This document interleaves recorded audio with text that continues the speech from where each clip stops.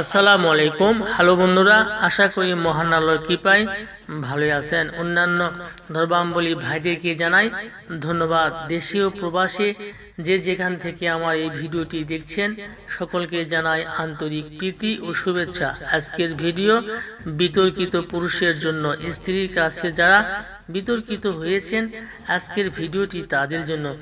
তো বন্ধুরা, যারা এখনো আমার চ্যানেলটি সাবস্ক্রাইব করেন নাই প্লিজ সাবস্ক্রাইব করুন, আর যারা করেছেন তাদেরকে অসংখ্য ধন্যবাদ।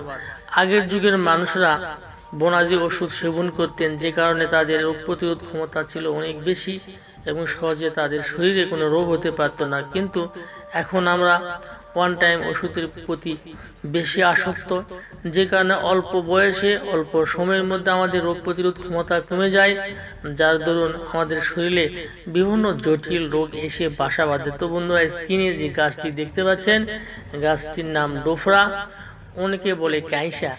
তো বন্ধুরা, খুবই পাওয়ারফুল একটি ভেষজ আমি আপনাদের মাঝে নিয়ে এসেছি। তবে আদিবাসী মানুষরা এই গাছের বিভিন্ন অংশ সেবন করতেন। তবে আমার ওস্তাদ বলেছেন এই গাছটি যদি কোনো ব্যক্তি নিয়মিত সেবন করতে পারে, একজন পুরুষ যদি নিয়মিত সেবন করতে পারে, 7 জন পুরুষের যৌন ক্ষমতা তার শরীরের মধ্যে আসবে।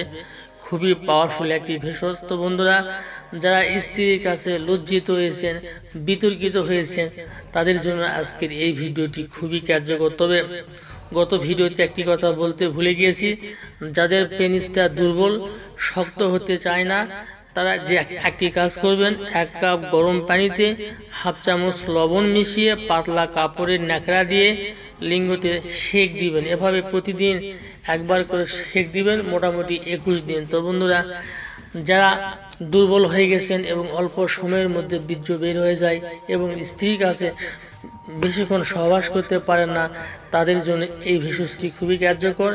এই যে দেখতে পাচ্ছেন ফুল, এই ফুল সংগ্রহ করে নেবেন 100 গ্রাম, মকরধ্বজ নেবেন 50 গ্রাম, 2টি আলাদা আলাদা পাটায় বেটে একত্রিত করে 30টি বটিকা বানাবেন। প্রত্যেক দিন সকালে খালি পেটে ঠান্ডা পানি দিয়ে 1টি করে বটিকা সেবন করবেন। ইনশাল্লাহ স্ত্রীকে আপনার জবাব দিতে পারবেন। তো বন্ধুরা, ভালো থাকেন, আবার কথা হবে আগামী ভিডিওতে। আল্লাহ হাফেজ।